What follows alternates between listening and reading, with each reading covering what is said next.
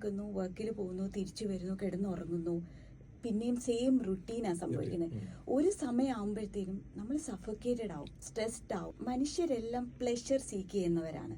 അത് എല്ലാ മനുഷ്യരും അങ്ങനെ. അത് സീക്ക് ചെയ്തില്ലേലാണ് ഇവർക്ക് എന്തോ പ്രശ്നമുണ്ടെന്ന് നമുക്ക് മനസ്സിലാവേണ്ടത്.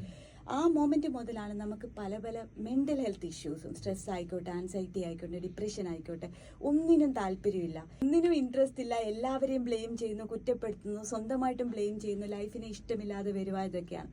പക്ഷേ നമുക്ക് പ്രൊഫഷണൽ ലൈഫ് എന്തിനാണ്? നമുക്ക് സർവൈവലാണ്. ആ സർവൈവലിൽ മാത്രം ഒതുങ്ങുമ്പോഴാണ് ഈ പ്രശ്നം വരുന്നത്. നമ്മുടെ ഒരു ലൈഫ് വീല് പോലെ ഒന്ന് കണ്ടിട്ട്, ആ വീലിനകത്ത് 3 കാര്യങ്ങൾ എല്ലാ ദിവസവും നമ്മൾ ചെയ്യേണ്ടതാണെന്ന് വെച്ചാൽ പ്രൊഫഷണൽ ലൈഫും പേഴ്സണൽ ലൈഫും ഹെൽത്തും.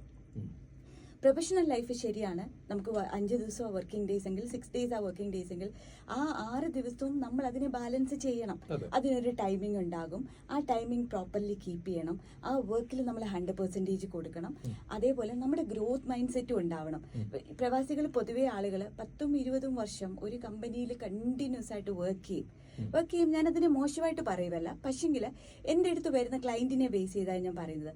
ഒരു 10 വർഷമൊക്കെ കഴിയുമ്പം ഇവർക്ക് വേറൊരു ജോബ് ചേഞ്ച് എന്നൊക്കെ പറയുന്ന ഒരു പേടിയാണ്. അവർക്കൊരു സ്വന്തമായിട്ട് ഒരു ബയോഡേറ്റ പോലും ഉണ്ടാവത്തില്ല. അപ്പൊ അവിടെ ഇങ്ങനെ ഇരുന്ന് കുറച്ച് കഴിയുമ്പോഴായിരിക്കും യങ്ങായിട്ടുള്ള പിള്ളേര് കയറി വരും വർക്കിലോട്ട്. അപ്പോഴാണ് ഇവർക്ക് ട്രിഗർ ചെയ്യാൻ തുടങ്ങിയത്. അപ്പോഴായിരിക്കും ഇവർക്ക് ഭയങ്കര ബുദ്ധിമുട്ട്, ഉറക്കമില്ലായ്മ, സ്ട്രെസ്. കാരണം അവർ വന്നിട്ട് ഇവരെക്കാട്ടിൽ സാലറി ഉണ്ടാവും, ഇവരെ ഭരിക്കാൻ തുടങ്ങുന്നു. അതൊക്കെയായിട്ട് ഇവർ എൻ്റെ അടുത്തൊക്കെ വരുമ്പോൾ അവർ പറയുന്നത് ഇങ്ങനെ, ഞങ്ങൾ ഈ കമ്പനിക്ക് വേണ്ടി രാവും പകലും കഷ്ടപ്പെട്ടതാ, ഇപ്പൊ കണ്ടില്ലേ പുതിയ പിള്ളേരൊക്കെ വന്നിട്ട് നമ്മളെ വേണ്ട, എന്നിട്ട് അവർക്ക് നമ്മളെക്കാട്ടും കൂടുതൽ സാലറി ഉണ്ട്, എന്നിട്ട് അവരെന്നെ ഇങ്ങനെ പഠിപ്പിച്ചു തരുക. എന്തുകൊണ്ടാണ്? ഞാൻ അവിടെ കംഫർട്ടായിട്ട് ഇരുന്നിട്ട് ഞാൻ ഒരു ഗ്രോത്ത് മൈൻഡ് സെറ്റും കാണിച്ചില്ല.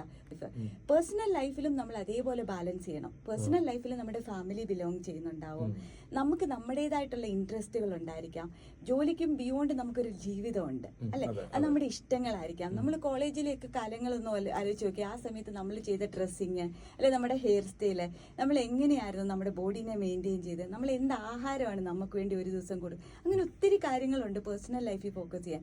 അതേപോലെ നമ്മൾ ചെയ്യേണ്ട ഒരു കാര്യമാണ് ഹെൽത്ത് അല്ലെ. ഇന്ന് ഞാൻ എന്റെ ഹെൽത്തിന് വേണ്ടി എന്ത് ആഹാരവും ഇത് സാധാരണ ഇവിടെ എന്താന്ന് വെച്ചാൽ ബ്രേക്ക്ഫാസ്റ്റ് ഇല്ല, ലഞ്ച് എന്തെങ്കിലും അഡ്ജസ്റ്റ് ചെയ്യും, വൈകിട്ട് വന്നിട്ട് ഒരു ഹെവി ഡിന്നറാണ്, എന്നിട്ട് കിടന്നുറങ്ങും.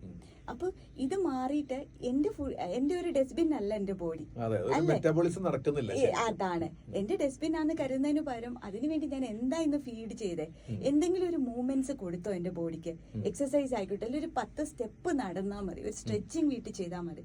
അപ്പൊ അങ്ങനെ പല രീതിയിൽ. അപ്പൊ ഇത് 3ഉം ഒരുപോലെ നമ്മൾ ബാലൻസ് ചെയ്യണം, എന്നാൽ മാത്രമേ അതൊരു സർക്കിൾ ആവുള്ളൂ.